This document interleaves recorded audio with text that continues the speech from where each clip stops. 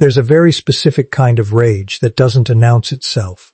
It doesn't slam doors. It doesn't raise its voice. It shows up in a comment that starts with, "You look," and then stalls, just for a second, just long enough for you to notice the pause before the compliment finally, reluctantly arrives. And if you've ever been on the receiving end of that pause, from someone who used to have every opinion about how you looked, what you wore, how you carried yourself, then you already know exactly what today's episode is about. Because there is nothing, and I mean nothing, that unravels a narcissist faster than watching you become more radiant after them than you ever were during them. Stick with me until the end, because we're going to walk through exactly why this specific moment, the moment they realize you look better without them, hits somewhere far deeper than vanity, and why their reaction to it tells you everything about what they actually saw you as the entire time. Let's start with something that might sting a little, but it's important to say clearly. For a narcissist, your appearance was never really about you. It was about them. It was a reflection they got to take credit for, a possession they got to curate, a visible symbol of their taste, their standards, their control. That's why so many narcissists spend years commenting on the smallest things, a few extra pounds, an outfit they didn't approve of, hair that wasn't styled the way they liked it. It was never really feedback. It was maintenance. They were tending to something they considered, on some unconscious level, an extension of themselves. And as long as you stayed slightly unsure of your own reflection, slightly dependent on their approval to feel presentable, they held a very specific kind of power, quiet, constant, and almost invisible, because it never had to be enforced with anger. It only had to be enforced with commentary. So imagine, from their perspective, what it means to watch you now, not performing for them, not asking what they think, not seeking the nod of approval that used to precede you leaving the house.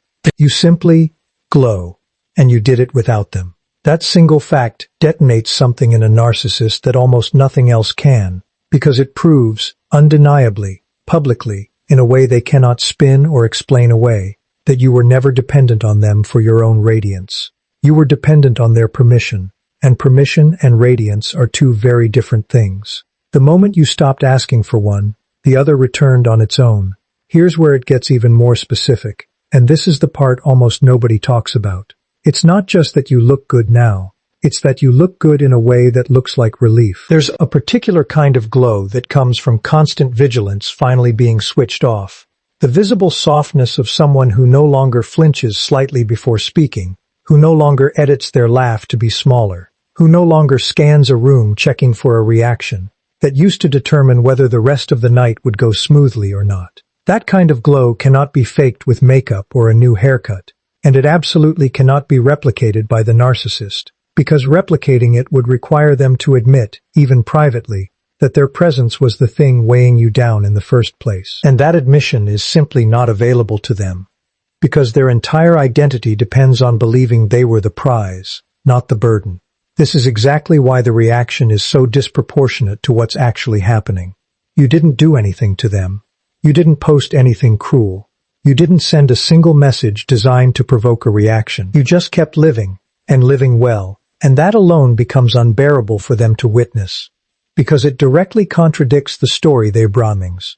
You've been telling themselves and everyone around them since the relationship ended. The story where you were the one who couldn't function without them, where you were somehow diminished by their absence, where time would eventually prove they were the better half of whatever you had together. Every photo of you looking calm, confident, and genuinely happy is a small, silent correction to that story, and narcissists cannot tolerate corrections to their story, especially ones they didn't write and can't control. Watch what happens next, because it usually follows a very specific and almost predictable pattern. First comes the deflection disguised as concern. You look different, said with a tone that implies something is wrong with different, as if change itself is suspicious, as if thriving without them requires an explanation. This is an attempt to reclaim some authority over your transformation, to plant a small seed of doubt, to make you second-guess whether the change is actually good or whether it's cone, maybe even a little worried about.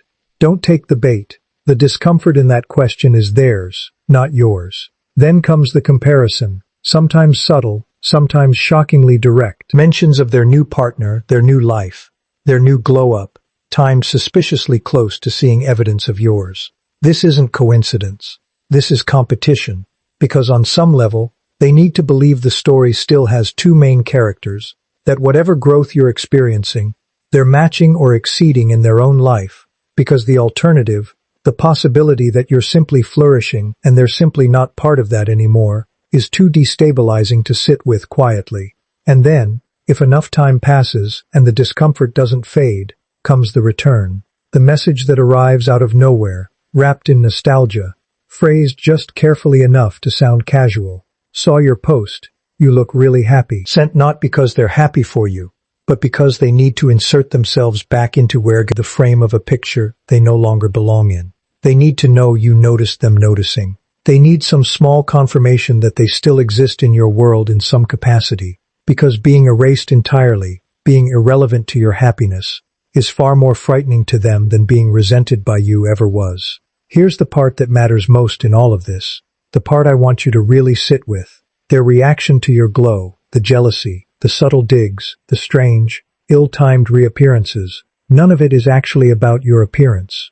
It never was. It's about control, and specifically, the loss of it. For as long as they knew you, they held a quiet belief that your best self was somehow tied to their presence, their approval, their involvement in shaping how you looked and how you felt about how you looked. Watching you thrive without them doesn't just contradict that belief. It obliterates it, publicly, undeniably, in real time, for anyone paying attention to see, and there is no version of that reality they can spin into something that still centers them as the source of your worth. This is why so many people notice something strange happen in the weeks or months after a narcissist sees this kind of undeniable, glowing evidence that you're doing better than fine. The behavior gets erratic in a way that doesn't match the supposed indifference they've been performing.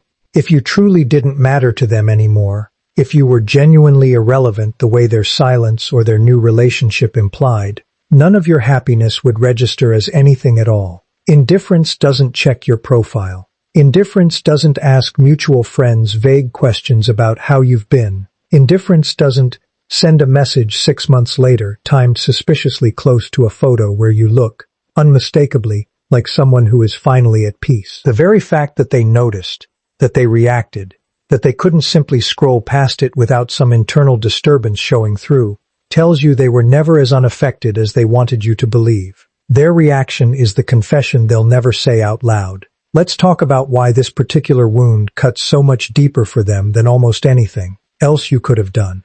If you had struggled visibly after the relationship ended, if you had looked tired, withdrawn, diminished in some obvious way, it would have confirmed something they desperately needed to be true, that they left a mark, that their presence in your life was significant enough to leave a visible dent. Even negative proof would have soothed them, because negative proof still centers them as important. What they cannot process, what genuinely destabilizes their entire internal narrative, is neutral or positive proof. Evidence that you are not just surviving, but expanding, glowing, becoming more fully yourself in their absence. That kind of evidence doesn't just fail to center them, it erases them from the equation entirely. And being erased is the one outcome a narcissist has never learned how to survive gracefully, because their whole identity depends on being unforgettable. This is also why you're hesitant.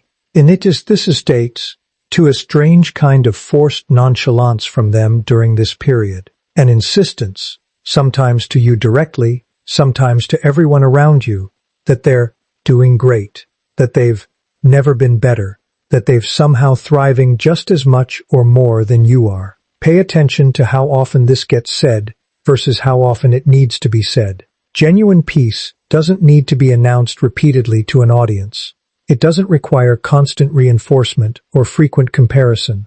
When someone feels the need to keep insisting they're fine, especially right after evidence surfaces that you clearly are, what you're witnessing isn't confidence. It's damage control performed in real time, a scramble to restore a narrative that your simple, quiet flourishing just quietly dismantled. You're something worth naming clearly, because it's easy to get pulled into feeling almost guilty about this. As strange as that sounds, you might catch yourself thinking, should I post less? Should I look less happy? Should I somehow soften this so it doesn't provoke a reaction from someone who clearly still isn't over it? Let that thought go completely. You are not responsible for managing a narcissist's emotional reaction to your own healing. Your happiness was never something you owed them consideration around, not during the relationship, and certainly not after it. If your peace disturbs them, that disturbance belongs entirely to them. Born from a belief system you are no longer obligated to protect or accommodate. You do not need to dim anything to make someone else's unresolved feelings more comfortable. What's actually happening, underneath all of this, is something quietly profound, even if it doesn't feel that dramatic from the inside. You are proving, simply by living your life, that their presence was never the source of your value. It was, in many cases, the thing standing between you and it. That glow people keep commenting on, the one that seems to bother them so specifically, isn't new. It's not something they gave you or something you found somewhere else. It's what was always there underneath the constant small corrections, the subtle commentary, the quiet erosion of your confidence disguised as concern or honesty or love. Removing that pressure didn't create your radiance. It simply stopped suppressing it. And this is exactly why their reaction feels so disproportionate to anything you actually did, because you didn't do anything to them. You didn't send a message. You didn't post anything designed to provoke. You simply stopped shrinking, and the natural, uncontrived result of that is something they cannot compete with, manipulate, or explain away, no matter how many new relationships, new photos, or new stories they construct to try to prove otherwise. You became the walking, undeniable evidence that their narrative was never true, and there is no apology, no explanation, no clever reframing available to a narcissist that can undo evidence like that.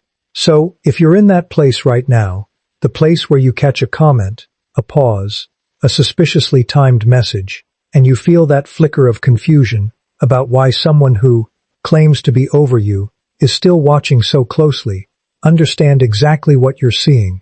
You are watching someone confront the one thing their identity was never built to survive, the possibility that they were never as essential as they believed. Let them sit with that. Let the silence do what it's already doing. You don't owe them a response, an explanation, or a single moment of your attention spent wondering why it bothers them so much. Their discomfort is not your responsibility to soothe. It never was.